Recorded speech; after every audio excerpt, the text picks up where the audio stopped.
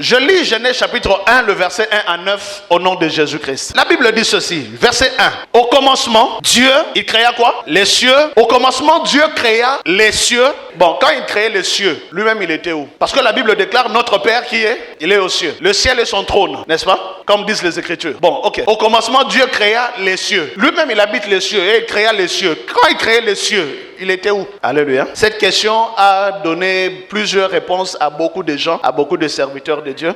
Je vais te bénir ce matin et je vais juste te dire que lorsque Dieu créait les cieux, il était aux cieux. Lorsque Dieu créait les cieux, il était aux cieux.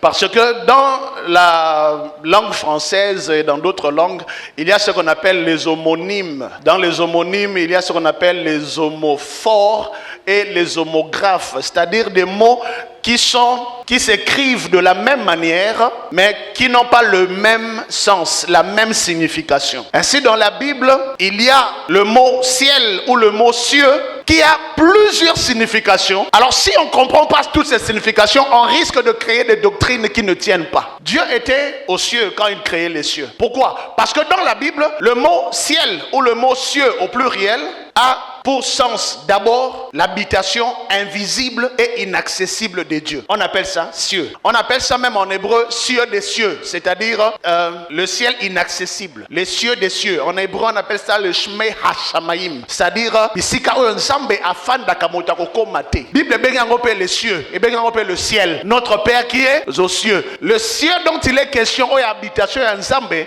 ça n'a rien à voir avec le cieux créé. Donc Dieu était dans son habitation incréée quand il créait les cieux créés. Dieu habitait dans les cieux incréés lorsqu'il créait les cieux créés. Alléluia. Les cieux dans la Bible ou le ciel au singulier, ça veut également dire l'étendue. Tu retiens tout à l'heure. L'étendue qui sépare les nuages d'avec la terre. On appelle ça aussi le ciel ou les cieux. Mais dans la Bible, le ciel ou les cieux, ça veut également dire l'univers. Créateur des cieux. Cieux. Azana tante atangela bino ba Jupiter, ba Saturne, les astres, ba benga cieux. Mais là c'est l'univers visible. Ainsi, voyez-vous, il y a plusieurs sens dans la Bible concernant le mot cieux, univers visible et aussi résidence invisible et inaccessible de Dieu.